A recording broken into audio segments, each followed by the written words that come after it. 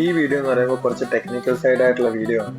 നിങ്ങൾ ഫുഡ് ബിസിനസ്സിലേക്ക് ഇറങ്ങാൻ താല്പര്യമുള്ള ഒരാളാണോ, അല്ലെങ്കിൽ ഒരു ഷെഫാണോ, നിങ്ങൾ ഓൾറെഡി എക്സിസ്റ്റിംഗ് ആയിട്ട് ഫുഡ് ബിസിനസ് റൺ ചെയ്യുന്ന ഒരാളാണെങ്കിൽ മാത്രം കണ്ടാൽ മതി. ബാക്കിയുള്ളവർക്ക് വേണമെന്നുണ്ടെങ്കിൽ സ്കിപ്പ് ചെയ്യാം.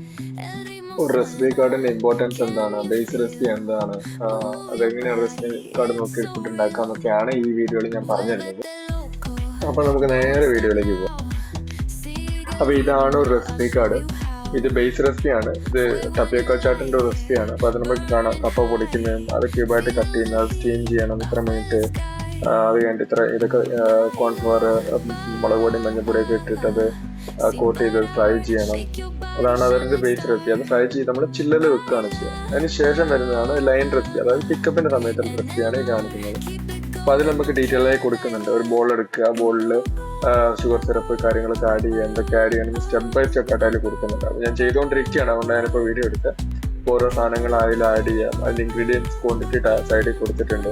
അതിൽ എത്ര പോർഷൻസിന് എത്ര ക്വാണ്ടിറ്റി എടുക്കണം എന്നുള്ളത് അതിൽ ഓൾറെഡി മെൻഷൻ ചെയ്തിട്ടുണ്ട്. എത്ര പോർഷൻസ് എല്ലാം കഴിഞ്ഞ് കഴിയുമ്പോൾ എത്ര പോർഷൻ ആയിരിക്കും നമുക്ക്, അല്ലെങ്കിൽ എത്ര ക്വാണ്ടിറ്റി നമുക്ക് കിട്ടും, സെർവിങ് ക്വാണ്ടിറ്റി എങ്ങനെ സെർവ് ചെയ്യണം ഒക്കെ അതിൽ കൊടുത്തിട്ടുണ്ട്. പ്ലേറ്റിന്റെ ഫോട്ടോ അടക്കം, സെർവിങ്ങിന്റെ പിക്ചർ അടക്കം അതിൽ കൊടുത്തിട്ടുണ്ട്. ഈ ഒരു റെസിപ്പി കാർഡ് ഉണ്ടെങ്കിൽ നമുക്ക് ഏതൊരാൾക്കും ഈ ഒരു റെസിപ്പി കാർഡ് വെച്ച് സെയിം ടേസ്റ്റിന് നമുക്ക് സെയിം ക്വാണ്ടിറ്റി സെയിം കൺസിസ്റ്റൻസിന് നമുക്ക് ഫുഡ് ഉണ്ടാക്കി എടുക്കാൻ പറ്റും.